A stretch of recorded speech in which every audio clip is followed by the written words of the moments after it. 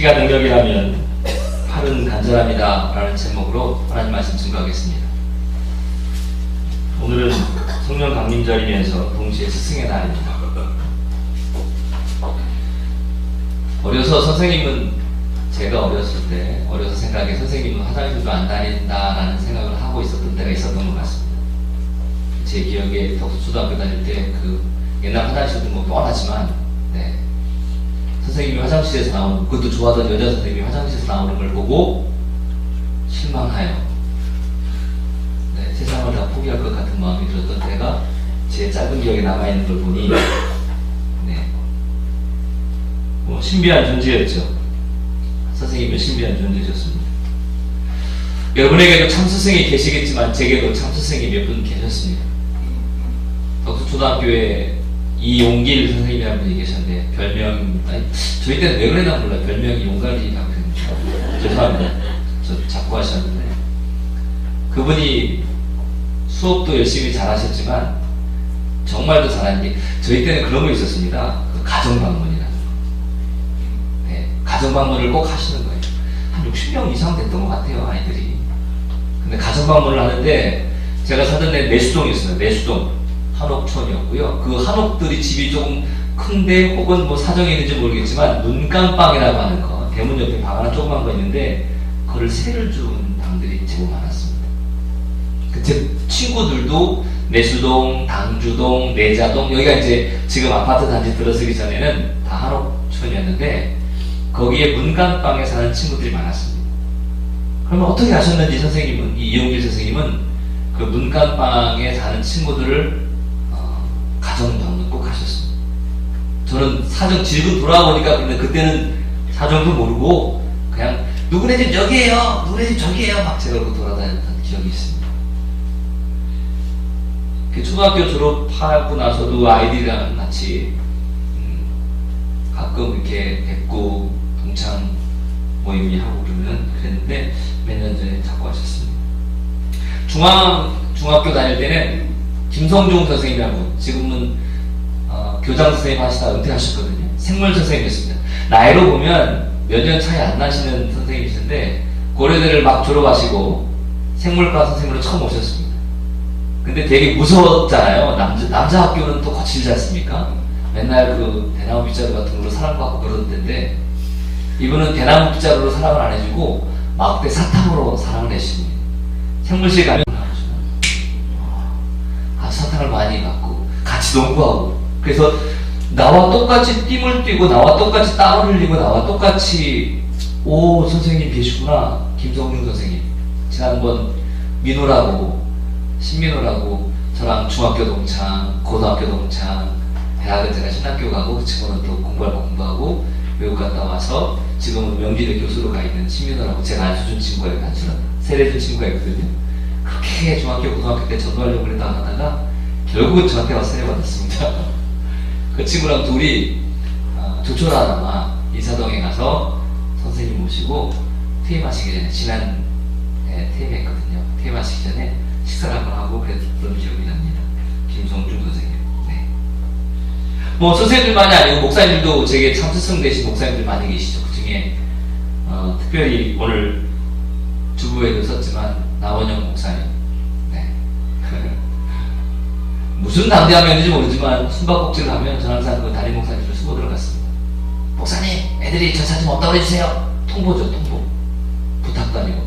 그러면 그 충청도 오가분이신데 저 같은 놈이 또 저를 또 찾으러 오지 않겠어요? 문 딱 열고 영배 왔죠? 이러면 영배 없는데? 이것도 그냥 가고. 그러면 가면 내가 밑에 책상 밑에 숨어있다 이렇게 쳐다보면 그 목사님 이렇게 원래 인자하시고 좋으신 목사님들 얼굴이 이렇게 넘대대 하면 저처럼 그런 얼굴 이렇게 쳐다보시면 씹었고 딱 이러고 가고 그랬던 목사님. 저 고등학교 때 그분에게 세례받고 결혼 주례도 우리 아내와 함께 결혼하는 거 결혼 주례도 해주시고 목사님이 될 때 안수 보좌도 해주셨던 되게 그런 목사님. 학문적으로도 뭐 뛰어나시고 업적으로도 대단하시죠. 서울연예 감독, 감독회장, 감리교신학대학교 이사장 많이 하셨죠. 근데 그런 것보다 제게 남는 건 저 저와 함께 통했던 목사님. 송민정 목사님이라는 분은 2003년도 4월 1일 만우절에 거짓말처럼 돌아가신 분. 그분에게서는 목회할 때 목사가 얼마나 마음가짐이 어때야 되는지, 열정이 뭔지에 대해서 배웠습니다. 지난주에 뵀던 장희건 목사님은 제가 전도 처음 나가서 쫓겨나는 줄 알았는데 사랑으로 받아주신 그분. 네, 참 좋아요.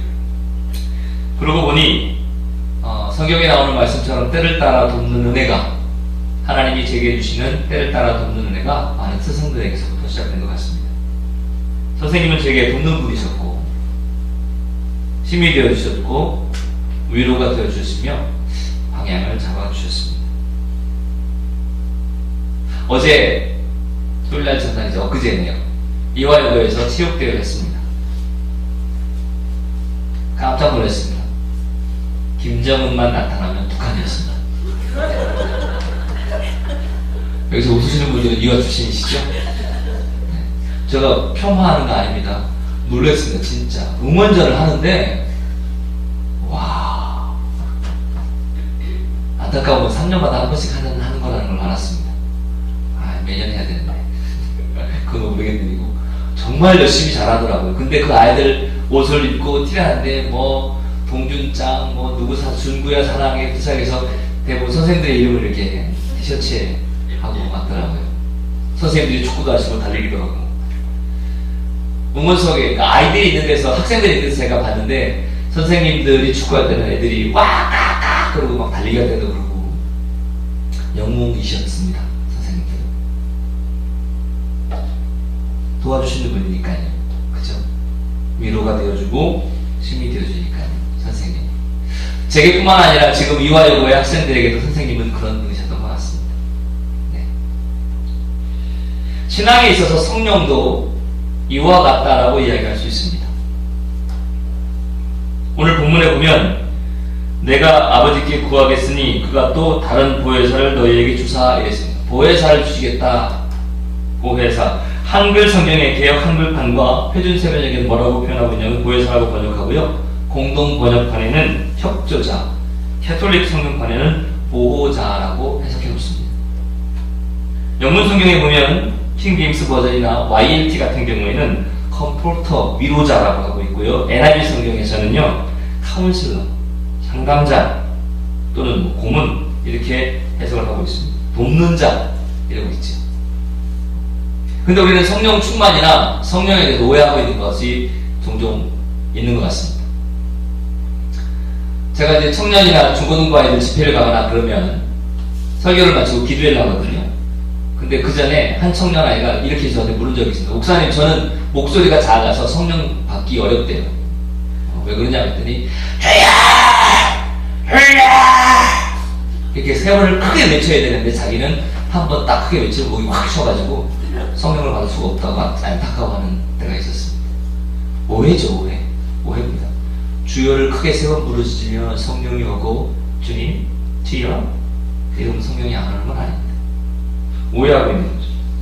성령 충만에 대해서. 이게 왜 이런 오해가 되냐면 성경이 말하는 성령 강림에 대해서 크게 두 가지가 있거든요. 보여준 현상이 이제 땅이 진동하는 것하고 성령의 임재로 말미암아 방언을 받는데 사도행전 2장에 나타나는 것과 고린도전서에서 나타나는 성령에 의해서 방언을 받는 게 다릅니다. 우리가 일상 얘기하고 있는 방언이라고 하는 게 고린도전서의 방언은 기도할 때 깊은 기도로 들어가서 자기가 하는 말을 자기도 모르고 하나님만 아는 정도의 그런 기도의 언어를 방언이라고 하고 이게 이제 우리가 알고 있는 방언입니다. 그런데 사도행전 2장에 나오는 방언은 여러분 그게 아니었습니다. 성경만 알아도 성경만 읽어도 알 수 있는 건데 왜 우리가 오해하는지 모르겠습니다. 갈릴리에서 지금 우리로 치면 저 시골입니다. 갈릴리는 시골에 있는 촌뜨기들이 와가지고 기도를 하고 설교를 하는데요. 공부를 많이 한 사람도 알아듣고요. 공부만 많이 하는 사람만 알아듣는 게 아니라 지역이 달라서 다른 말을 쓰는 사람도 그 말을 알아듣는 거예요. 이게 사도행전 2장에 나오는 방언입니다.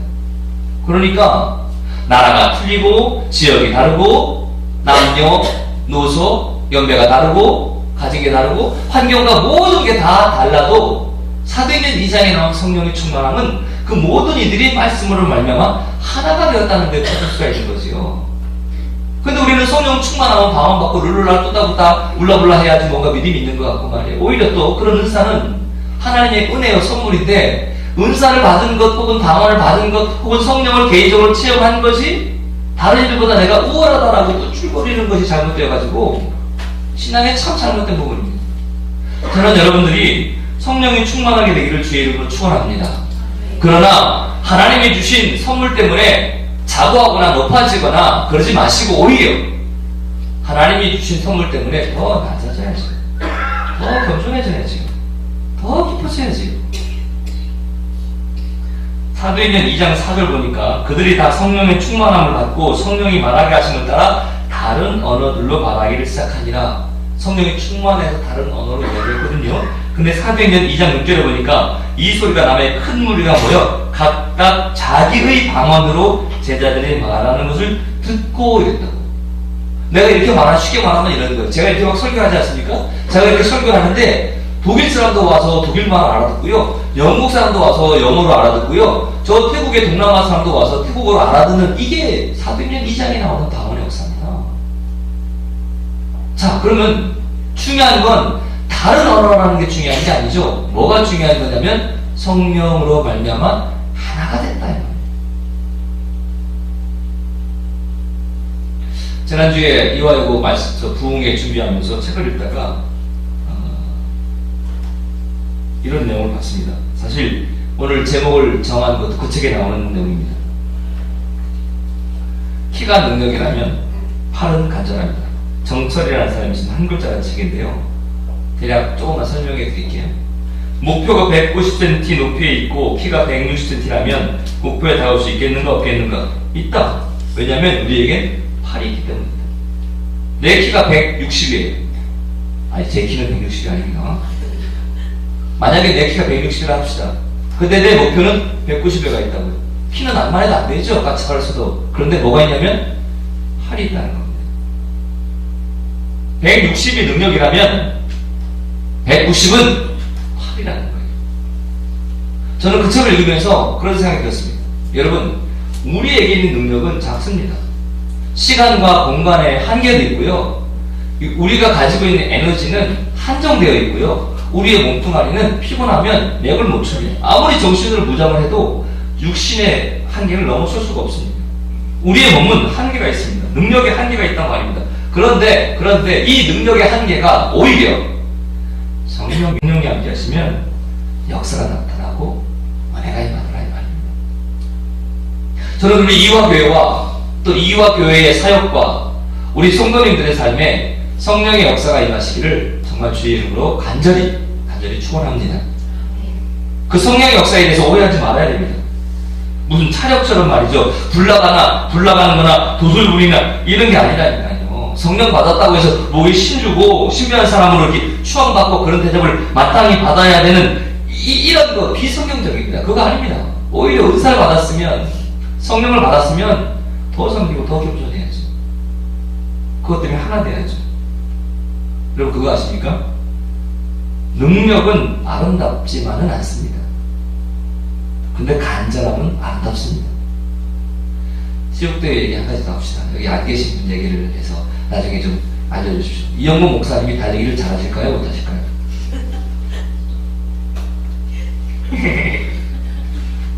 우리 학생들 봤는데 나 깜짝 놀랐어요. 우와, 이영모 목사님이 치욕 많이 다치셨나봐요. 넘어지시고 다치시고, 뭐 별로 길이도 안 길어서 안 다치지, 안 넘어질 부분 같은데 되게 잘 넘어지시, 아무튼 많이 다치셨나 봅니다. 그러니까 선생님들마다 체육배 하려고 하니까 목사님에게 와서 제가 몇 번 갔습니다. 목사님 조심하세요. 이번엔 다치지 마세요. 교사 선생님들이 오셔가지고. 그래서 저는 그냥 그런가 보다. 축구는 그럭저럭 하시더라고요. 잘 이렇게. 그 정도 뭐. 달리기를 하는데 깜짝 놀란 이유가 젊은 선생님이랑 붙어도 전혀 안 지겠어요. 처음에 딱 출발했는데 늦게 갔거든요. 그럼 그렇지. 목회하시느라고 말씀 읽으시고 기도하시고 묵상하시고 애들 그렇게 하시느라고 얼마나 늦었겠어요. 언제 운동을 해. 당연하지. 근데 웬걸 점점 교우가 앞줄을 서가지고 바톤을 터치하시더라고. 나 은혜 받았네. 와, 진짜 달리기 빠르시더라고요. 다들 막 옆에서 어머 엄마들이 어머 목사님 막 어머 감동을 받는 거죠. 근데 체육과 같이 졸업하셔가지고 20대 후반 젊은 선생님들 뭐 거의 뭐 치타 이야 어머 잘 달린다 잘 달리네. 근데 이영문 목사님 뛰니까 어머 이거 다르죠. 여러분 이게 잘 이해하셔야 합니다. 젊은 20대 후반의 체육과 선생님의 능력은 탁월하죠? 그럼요, 탁월합니다. 그의 능력은 탁월하죠. 예, 능력 좋죠. 감탄하죠. 야, 대단하다. 저 몸 좀 봐. 어머, 세상에. 치타가 따로 없네. 엄마들 이야기입니다. 와, 막 이래요. 예. 그런데 이영범 목사님의 달리기를 보고는 어머, 어떻게, 넘어지면 안 되는데, 어머. 감동이란 말이죠. 능력과 감탄과 감동은 다릅니다. 그렇죠? 돈이 많은 사람이 살기 힘들어? 알았어, 내가 줄게. 자, 지갑 170표. 자, 적어. 브라보. 멋지다. 감탄받을 수 있죠. 근데 정말 없는 사람이 아끼고 아껴서 모으고 모아서 몇만 원, 혹은 몇십만 원, 몇백만 원 손이 벌벌 떨리는 거죠. 그렇죠? 송중기가 그럴 일도 없지만 손중기가 여러분한테 사랑합니다 이러면 어머 이거죠. 감탄이죠. 근데 정말 송중기보다 키도 작고 송중기보다 생긴 것도 부족하지만 여러분이 정말 사랑하는 그 사람이 여러분을 향해서 사랑해요 이러면 그 저화상 그걸 행복해지지 않습니까? 사랑해요. 이게 무슨 얘기를 하려고 하는 거냐면 능력은 감탄할 수 있을지 모르지만 간절함은 감동이다 말입니다. 우리가 각자 받은 능력이 다르지요. 남는 성이 다르고요, 나이가 다르고요, 할 수 있는 능력이 다릅니다. 저는 절대로 죄송합니다. 이런저런 것들을 다 잘할 수가 없습니다. 능력도 없습니다. 하나님이 우리에게 주는 건 다 다르단 말입니다. 그런데 그 다른 능력 속에서 꽃을 피우게 하는 간절함이 있거든요. 그 간절함은 성령님이 도우시는 거란 말입니다. 하나님을 추구하라는 책도 쓰고 우리 기독교계에 유명하신 에이든 토저라는 박사님이 계신데 이분이 뭐라고 말했냐면 만약에 신약시대의 교회에서 성령을 제외시킨다면 그들이 한 일의 90%가 중단됐을 거다라고 얘기했습니다. 무슨 말씀인지 아시겠습니까? 우리 선교사님도 와 계시지만 왜 선교사님들이 그 오지로 가서 말도 안 통하는 데 가서 입맛도 안 되는 데 가서 거기 가서 목숨을 걸고 복음을 전할까요? 그렇게 안 하면 죽으니까? 그거 아니죠. 가슴에 뜨거운 심장과 이 예수 그리스도의 심장이 바뀌어버린 거죠. 성령의 말이 들린 거죠. 하나님의 인도하심이 보인 거죠. 하나님의 계획하심이 보이고 하나님의 말씀이 들렸고 그 하나님의 말씀과 계획하심이 보이고 들리니까 순종하려고 애를 쓰고 순종하려고 하다 보니까 선교지까지 가게 되는 거죠. 그게 간절함이죠. 이게 성령입니다. 이게. 지금 이 시대 개척하면 교회 안 된다고 합니다. 그래도 개척하는 교회도 있습니다. 두 부류입니다. 안수받으려고 하는 친구들도 있지만 정말 비전을 가지고 내가 여기서 죽으리라는 심정으로 개척하는 친구들도 있습니다. 그들에게 그 간절함은 아름답죠. 그럼 그 간절함을 누가 줬느냐? 성령이 줬지요. 목회자가 성령의 인도함을 받지 않고 목회하면 그건 사건이지요. 미국에 워싱턴에 갔을 때 그 목사님들이 이런 얘기를 하더라고요. 미국에서 큰 욕이 있대요. 손가락에 내는 욕이 아니고요. 너 성령 받지 말고 목회해라. 이런 욕이 있대요.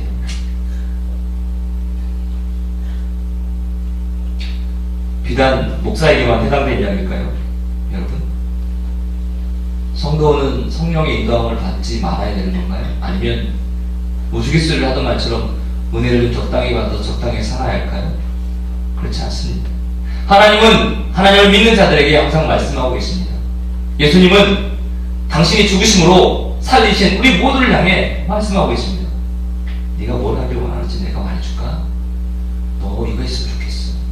말씀을 안 하시는 게 아니라 말씀을 하시지만 우리가 안 듣는 거고 외면하는 거고 모른 척하는 거고 그래서 들려야 복입니다. 할렐루야. 보여야 은혜입니다. 저는 우리 이화교회가 하나님의 말씀이 보였으면 좋겠습니다. 그냥 이 활자 말고 정말 팔딱팔딱 쉬는 살아서 움직이는 하나님 말씀이 우리 개인 각자에게 말씀으로 전해지든 찬양으로 전해지든 아니면 우리 찬양대 찬양을 들으면서 전해지든 어떠한 통로를 통해서든 하나님의 말씀이 들려주고 전해졌으면 좋겠습니다. 아멘입니까? 네, 정말 그랬으면 좋겠습니다. 그러면 보이고 들리면 성령이 도우셔서 하나님께 다 하십니다. 그러려면 여러분도 하셔야 할 일이 있습니다. 말씀에 집중하셔야 됩니다. 예배에 집중하셔야 됩니다. 밥은 절 못 먹고 덜 먹더라도 예배에 집중해야 합니다. 네. 우리 이화교회가 그랬으면 좋겠습니다. 하나님이 좀 기뻐하셨으면 좋겠습니다. 그냥 십자가 가는 건물 중에 하나가 있는 그런 거 말고 또 이 일을 누굴 시키나 이러고 둘러보실 때 이화교회 있었지? 이러셨으면 좋겠습니다. 근데 성도들은 잘 성령님이 내 안에 있고 이런 걸 잘 모르시나 봐요.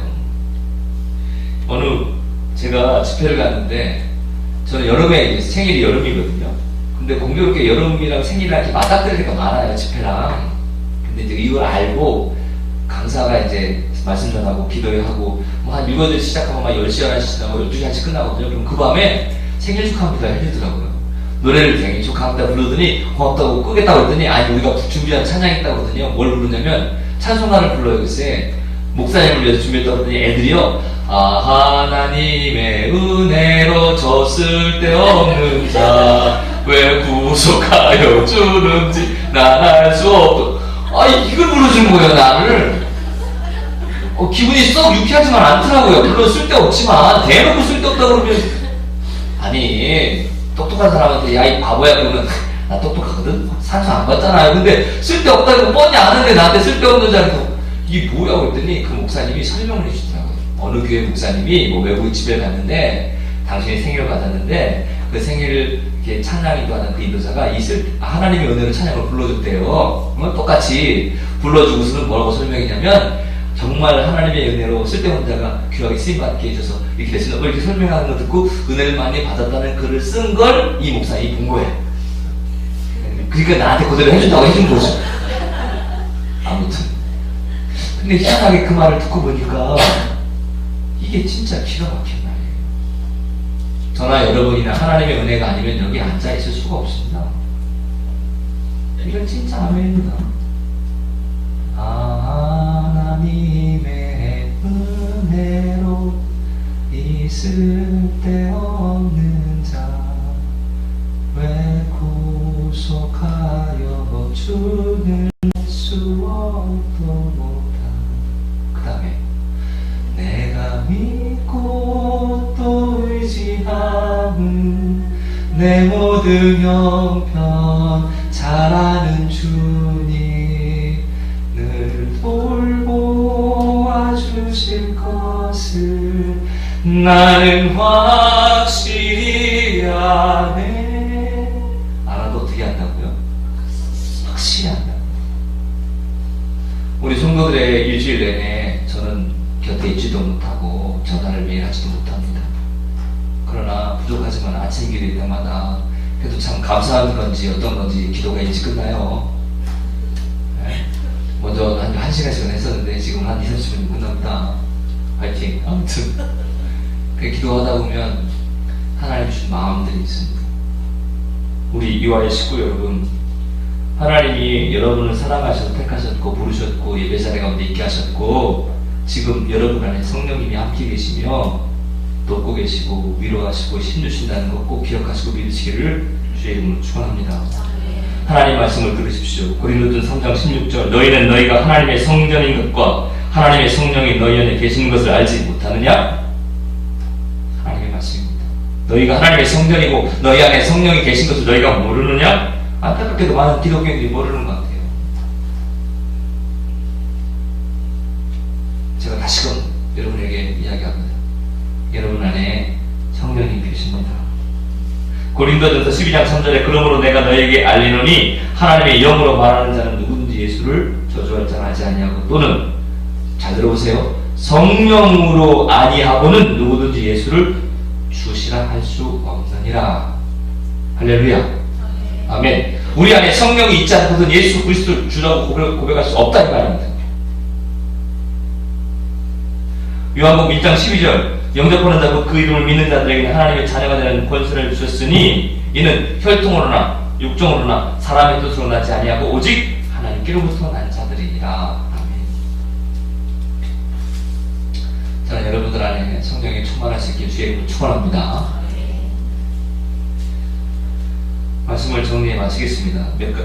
지금까지 얘기한 그 결론은 성령이 좋구나라는 거 아셨죠? 만약에 생각해 보십시오. 여러분이 한 일주일까지는 아니어도 2, 3일 물을 한 모금도 못 먹었다가 봅시다. 너무 목말라.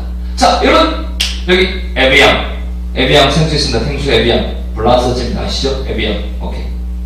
자, 이건 우리 제주도 삼다수 좀 저렴한 거 원하세요? 아리수도 있습니다. 아리수. 예. 이 물을 마시면 갈증이 해결될 겁니다. 오케이. 끝. 이러면 어떠시겠어요? 목말라 죽겠는데. 설명하지 말고 좀 먹이 주지. 그쵸? 성령이 좋다. 성령이 우리 안에 있다. 성령이 충만하다. 맨날 얘기하는데 나는 성령이 충만한 걸 누리질 못해. 알지를 못해. 어떡할 겁니까? 여러분 안에 성령이 있어야 될 거 아닙니까? 남들은 성령 충만해서 기뻐하고 좋은데 나는 성령 충만한지 아닌지 모르겠으면 내 안에 성령이 있음을 누려야 되지 않겠습니까? 성경의 기준으로 여러분 안에 성령이 있게 하는 법을 알려드리겠습니다. 첫 번째, 구하는 자에게 성령 주십니다. 제 얘기가 아닙니다. 잘 들으십시오. 누가복음 11장 13절 너희가 악할지라도 좋은 것을 자식에게 줄 줄 알거든 하물며 너희 하늘 아버지께서 구하는 자에게 성령을 주시지 않겠느냐. 할렐루야. 기도하십시오. 하나님, 제게 성령을 주십시오. 내 능력은 이거밖에 안 됩니다. 근데 이 일들을 하기를 원합니다. 내 능력은 요거밖에 안 되는데 이걸 해내기 위해서 하나님 내게 성령을 주십시오. 도와주십시오. 구하십시오. 그래야 주십니다. 구할 때 성령 주십니다. 두 번째, 회개할 때 성령 주십니다. 언제 주신다고요? 회개할 때요. 사도행전 2장 38절 베드로가 이르되 너희가 회개하여 각각 예수 그리스도 이름으로 세례를 받고 죄사함을 받으라. 그리하면 성령의 선물을 받으리니. 아멘입니까? 아멘. 전심으로 진심으로 회개하십시오. 십자가 앞에서 사람에게가 아니라. 그리고 회개하고 하나님 앞에 거듭난 자로 서면 하나님이 성령 주실 줄로 믿습니다. 세 번째, 말씀 들을 때 성령이 임합니다. 왜 아멘 안 합니까? 받아본 기억이 없습니까? 성경 뭐라고 말하냐면 사도행전 10장 44절 베드로가 이 말을 할 때에 성령이 말씀 듣는 모든 사람에게 내려오시니. 아멘입니까? 물론 제가 베드로는 아닙니다. 그러나 말씀을 정말 전심으로 전하고 말씀을 진심으로 들으면 하나님의 말씀을 들을 때에 사도행전에서 말한 것처럼 성령을 주실 줄로 믿습니다. 또 마지막 네 번째, 순종하는 자에게 성령을 주십니다. 사도행전 5장 32절에 우리는 이 일의 증인이요 하나님이 자기에게 순종하는 사람에게 주신 성령도 그러하니라. 자, 그러면 결론은 뭐냐면 구하고 회개하고 말씀 듣고 순종할 때 성령이 우리에게 임한다 이 말입니다. 성령 받아라 성령 받아라 이런다고 성령이 임하는 게 아니라, 그래서 여러분에게 권면합니다. 이번 한 주간 지내면서 여러분 삶의 자리자리마다 힘들어 이거 어떡하면 좋아 하지 말고 말을 바꾸세요. 이 일 속에서 하나님 도와주십시오. 성령을 좀 주십시오. 이렇게 기도하시기 바랍니다. 그리고 말씀을 들으십시오. 그리고 회개하십시오. 그리고 순종하십시오. 말씀 앞에. 그러면 성령이 여러분 가운데 임할 겁니다. 그 다음은 하나님 하시니 됩니다. 말씀 마치겠습니다. 성령 강림절입니다. 우리 이화교회가 각 성도 한 사람 한 사람이 성령으로 충만했으면 좋겠습니다. 하나님의 은혜가 성령의 충만함이 이번 한 주간도 여러분과 함께 하시기를 주의 이름으로 간절히 축원합니다. 아멘.